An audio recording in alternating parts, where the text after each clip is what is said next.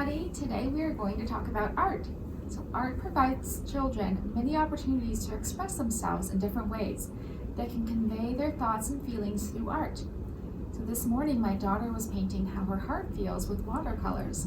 She painted an excited, wild, and happy heart. So this method of expression is vital when children are learning to develop their language skills because it can give them another option to express themselves.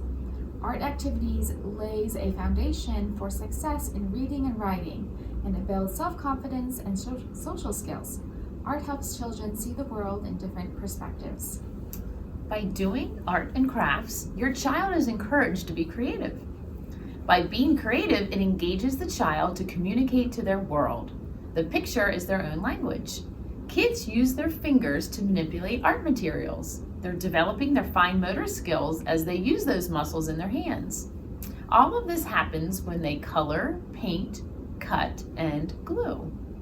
So a fun activity that I've done with my children and some of the kids that I work with is just using paper plates, magazines that you have at home, cutting them out, looking through and finding like fun pictures to cut out, and then gluing. And here they have something fun that's a little art project.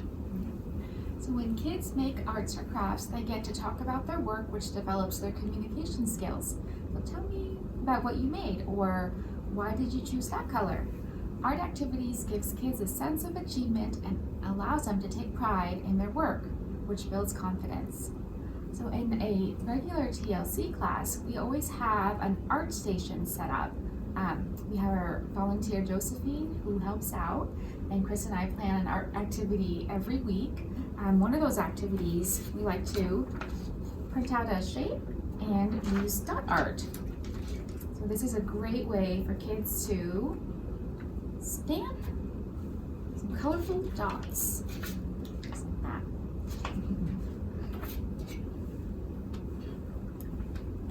So drawing or scribbling helps kids develop pre-writing skills. They don't need to start with letters or shapes right away. Just let them experiment with crayons. We have some examples of different things to write, draw, and scribble with. Big jumbo crayons. We've got different types of markers, thick markers, thin markers. We've got some pencil crayons and some twistable ones, and even some little tiny pieces of broken crayons, and this is actually a good way to work on their pincer grip.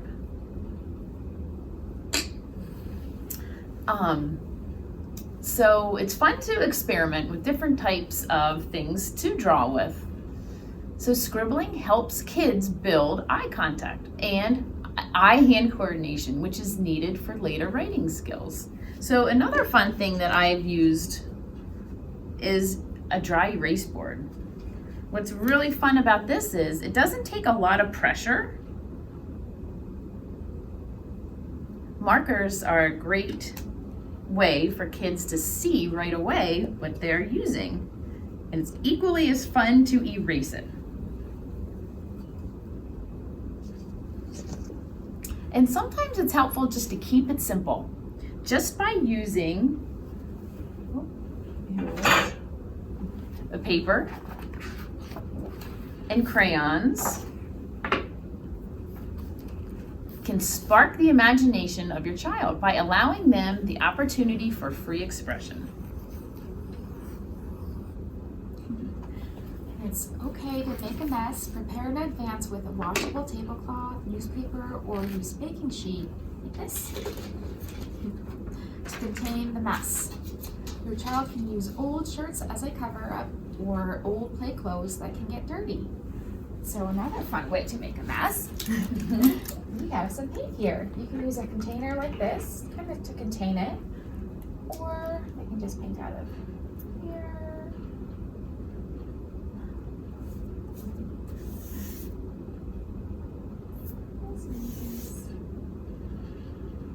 And Chris also brought along these fun rollers. You can use this rolling motion. And this makes a stamp.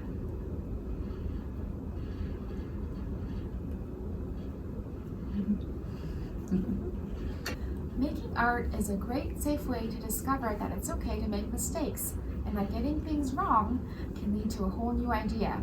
When kids try new things, it also develops their self-regulation skills, like when they need to wait for the paint or the glue to dry.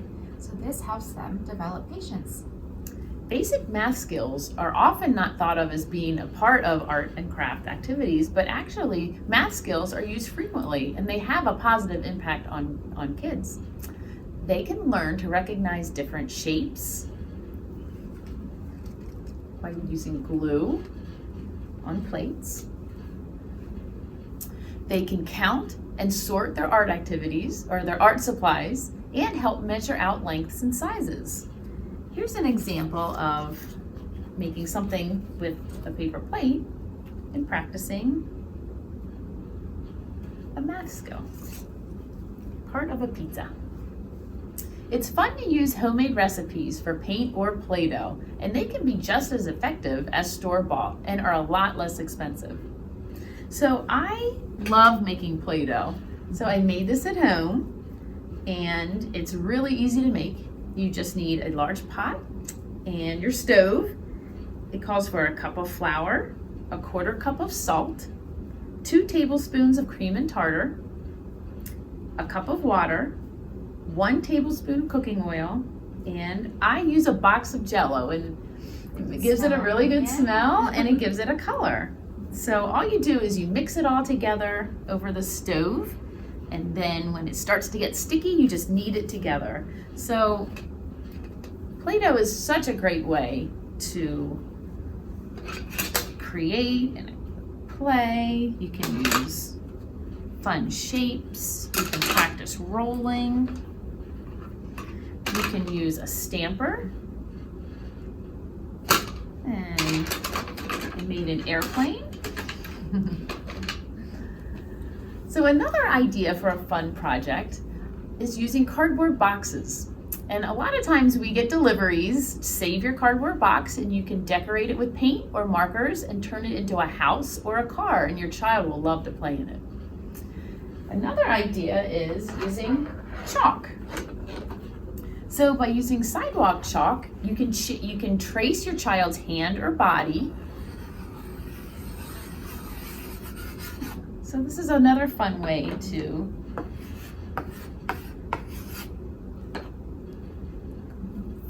involve your children in art. Okay. Display your child's artwork on the fridge or wall. You can invite your child to participate in displaying some of their favorite projects at their eye level, or have a space in your child's room as an art wall to display their art.